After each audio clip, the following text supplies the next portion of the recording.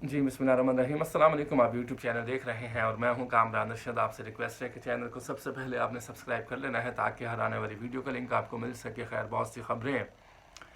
सबसे पहले इमरान खान साहब की बात करते हैं तो इमरान खान साहब से डील करने की कोशिश की जा रही है। उनको ये ऑफ़र दी जा रही है बुशरा बीबी को, इमरान खान को, क्या बनी गाला में शिफ्ट हो जाएँ और या फिर बाहर चले जाएँ, क्योंकि अमली तौर पर आप सियासत ना करें कुछ अर्सा, उसके बाद जैसे हालात बनेंगे उस तरह से मामलात को आगे लेकर चला जाएगा।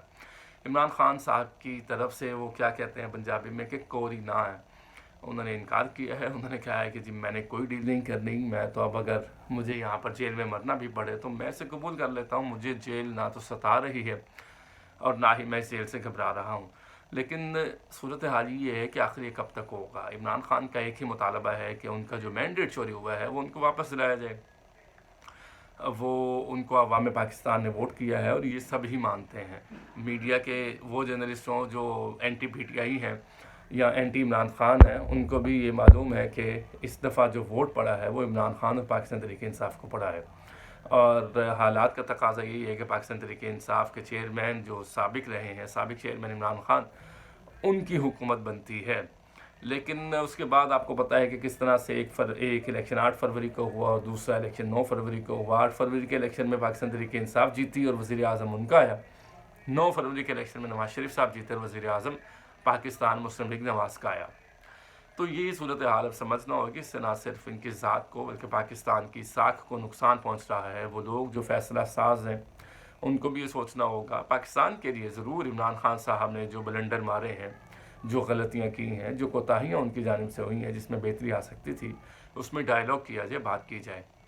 तो बहुत सारी ख़बरें हैं कि एक तो ये ख़बर जो मैंने आपसे शेयर की है, दूसरी ख़बर ये है कि पाकिस्तान पीपल्स पार्टी और पाकिस्तान तहरीक इंसाफ के कुछ लोग बैकडोर राबते कर रहे हैं और हालात का जायज़ा ले रहे हैं। अच्छी बात है, खुशाइन बात। और एक खुशाइन बात ये भी है कि पाकिस्तान तहरीक इंसाफ के बैकडोर राबते हुकूमत पाकिस्तान, जी हाँ, यानी कि मुस्लिम लीग नवाज से भी शुरू हो चुके हैं। उसकी वजह यह है कि ये भी मेरे नज़दीक सियासी तौर पर खुशाइन बात है कि सिस्टम को आगे चलना चाहिए। कुछ लोगों की पॉलिसी होगी, उसके बाद हालात को संभाला जाएगा, क्योंकि पाकिस्तान मुआशी तौर पर बहुत कमज़ोर हो रहा है, बल्कि हो चुका है, उसे अब उठाना है। तो हालात इस चीज़ का तकाजा करते हैं कि किस तरह से बढ़ा जाए। लेकिन ये बात भी ठीक है कि दूसरी जानिब अब ये ईद उल फितर तक का इंतज़ार किया जा रहा है। ईद उल फितर के बाद एक एहतजाजी कॉल होगी, मुल्क में जलसे जुलूस रैलियाँ निकाली जाएंगी धांधली के ख़िलाफ़।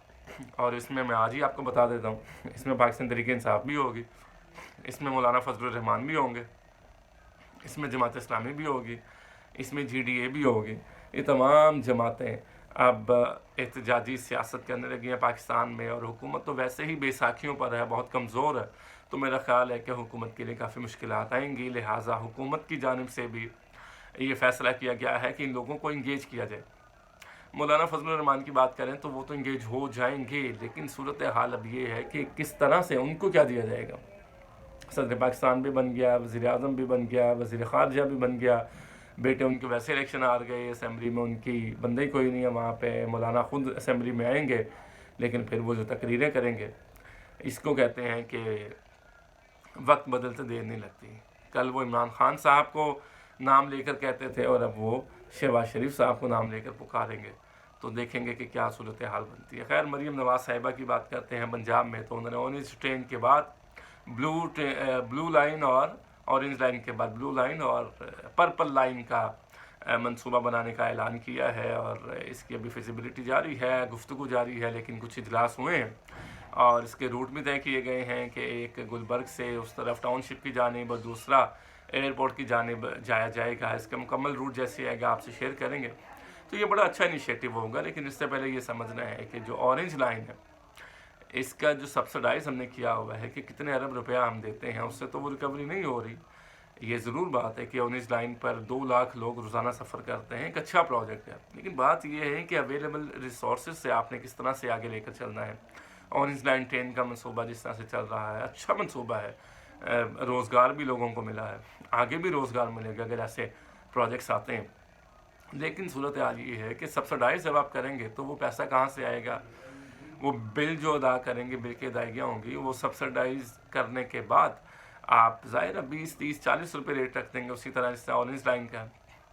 तो ये बात दुरुस्त है कि प्रोजेक्ट बहुत ही शानदार हो गई, ये अप्रिशिएटेबल बात है। लेकिन अप्रिशिएटेबल बात तो है, लेकिन वो सब्सिडाइज़ उसको कैसे किया जाएगा, तो इसलिए इस पर तनकीद करना अभी कबल अज़ वक्त है। अभी एक फिजिबिलिटी बन रही है, गुफ्तगू जारी है, देखते हैं कि पंजाब हुकूमत का कौन सा प्लान सामने आता है, उस प्लान के तहत हम बात करेंगे। लेकिन इसको अप्रिशिएट करना चाहिए कि मरीम नवाज़ साहिबा जो पंजाब की वज़ीर आला हैं इस वक्त, वो ये प्रोजेक्ट लॉन्च करने जा रही हैं, और देखते हैं कि इस प्रोजेक्ट में अवाम पाकिस्तान के लिए, अवाम पंजाब के लिए क्या वो सहूलियात और रिलीफ उनको फ़राहम किया जाएगा।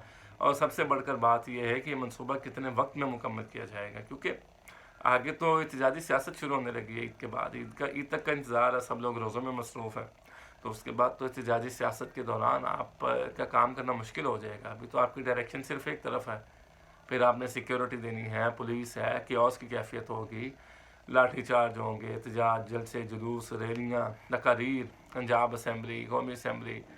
तो ये देखना है कि आने वाले दिनों में मरीम नवाज़ शरीफ साहिबा की प्रायोरिटीज़ क्या हैं, क्या वो यही रहती हैं, और किस तरह से प्रोजेक्ट्स को मुकम्मल किया जाएगा। तो उस वक्त फिर हम आपसे इस पर तफसीली गुफ्तगू भी करेंगे। उस वक्त तक के लिए इजाज़त दीजिए, अपना ख्याल रखिएगा। कामरान रशीद को दीजिए इजाज़त, अल्लाह के बाद।